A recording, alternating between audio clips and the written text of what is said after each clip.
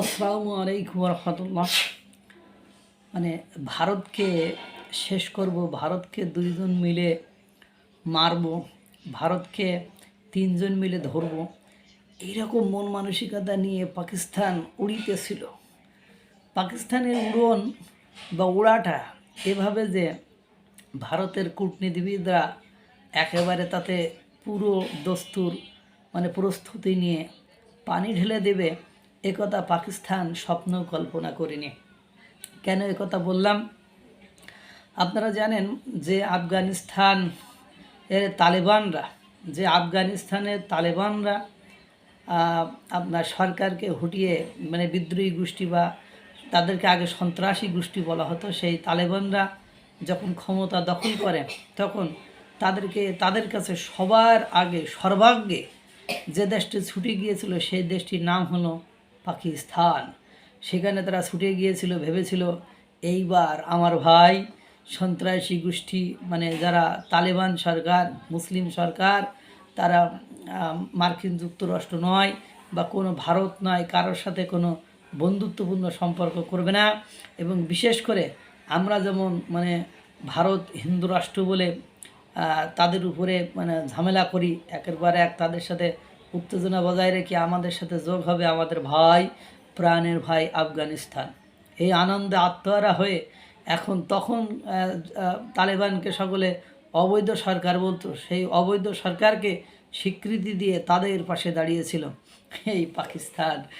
আর এই পাকিস্তানকে যখন আফগানিস্তান বাজ দিচ্ছে, পাকিস্তানের চিরশত্রু ভারতের সাথে সম্পর্ক তৈরি করে পাকিস্তানকে শায়েস্তা করার পরিকল্পনা করছে, তখন পাকিস্তান থেকে সুন্দর করে পাকিস্তান সরকার থেকে সরকারি বিবৃতি দেওয়া হচ্ছে যে অবৈধ সরকার আফগানিস্তানের অবৈধ দখলদার সরকারের সাথে ভারত সরকার হাত মিলিয়ে পাকিস্তানকে অস্থির করার, পাকিস্তানের সাথে যুদ্ধ বাঁধিয়ে দেওয়ার চেষ্টা চালাচ্ছে। বাবা বাবা বাবা, ভারত পাকিস্তান যখন দেখেছিল তার নিজের স্বার্থ সেখানে আছে, পাকিস্তানে যদি আফগানদের সাথে সম্পর্ক করতে পারে এবং আফগানরা যদি তাদেরকে সাহায্য সহযোগিতা করে, তাহলে ভারতকে শায়েস্তা করতে বা ভারতের সাথে ঝামেলা করতে বা ভারতকে পরাস্ত করতে আমরা একদম এগিয়ে যাব। তার সাথে আমাদের ছোট ভাই বাংলাদেশকে যদি যুক্ত করতে পারি, তাহলে আমাদের আর কে ঠেকায়? ওদিক থেকে বাংলাদেশ ধরবে, এদিক থেকে আমরা ধরবো, ওদিক থেকে আফগানিস্তান ধরবে, পাকিস্তান যাবে কোথায়?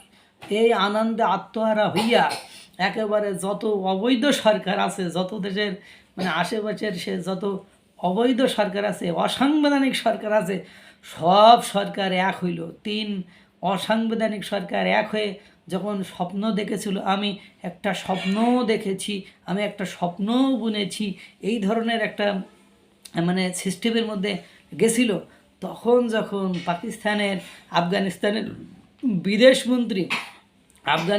বিদেশমন্ত্রী ভারতে আসলো, ভারতে সাহায্য গ্রহণ করলো, ভারতের সাথে সম্পর্ক তৈরি করলো, আফগানিস্তানের কাবুলে দূতাবাসের অফিস খুলবে ভারত, সব সত্ত্বে রাজি হয়ে গেল এবং ব্যবসা বাণিজ্য থেকে শুরু করে A to Z সব ধরনের কর্মকাণ্ড করবে। এই ধরনের কথা যখন বলল, তখন আমি পুরোই হতাশ। এবং যখন আফগানিস্তানের বিদেশমন্ত্রী ভারতে গেল, তখন ইচ্ছা করে TTP তেহরিকে তালেবান পাকিস্তান তাদেরকে লক্ষ্য করে আপনার হামলা, তাদের নেতাকে লক্ষ্য করে ড্রোন হামলা, আকাশসীমা লঙ্ঘন করে ড্রোন হামলা করলো। অন্যায় কিন্তু তারাই করলো, অথচ দোষ দিচ্ছে কার? আফগানিস্তানে। তার তার উদ্দেশ্য ছিল আফগানিস্তান যাতে কোনোভাবে ভারতের সাথে কোনো সম্পর্ক তৈরি না করে, কারণ আফগানিস্তান যদি ভারতের সাথে সম্পর্ক তৈরি করে তাহলে পাকিস্তানের দুর্দিনের কোনো শেষ নেই। এমনিতে দেখেন TTP তেহরিকি তালেবান পাকিস্তান, তারা প্রতিনিয়ত পাক সেনাদের উইকেট ফেলে দেয়, 12, 10, 20, 40, 45 ফেলতে আসে। এর পাশে বেলুচিস্তানের বিদ্রোহী গোষ্ঠীরা তাদের সেনাদেরকে উইকেট ফেলে দেয়। এরপরে আবার নতুন করে তেহরিকি লাব্বাইক মানে এই সংগঠনের সাথে মানে এবার নতুন করে সাদ রিজভী নামে দুজন ব্যক্তি, তাদের নেতারা, তারা মানে হত্যা হয়েছে, তাদেরকে মেরে ফেলা হয়েছে। তারাও আন্দোলনে নেমে গিয়েছে। এজন আজাদ কাশ্মীর, তারাও আন্দোলনে নেমেছে। তো পাকিস্তানের আছেটা কি? একেবারে এর পাশে মানে দেশের অভ্যন্তরে তো নেই শান্তি, এর পাশাপাশি বাইরে থেকে মানে যদি আফগানিস্তান নাড়া দেয়, এদিকে ভারত শুধু কারোর হুমকি ধামকি বা কেউ কোনো পদক্ষেপ নিলে সেই পদক্ষেপের পরে ভারত উপযাচক হয়ে কাউকে কোনো মানে মারতে যায় না, বড়াইতে যায় না।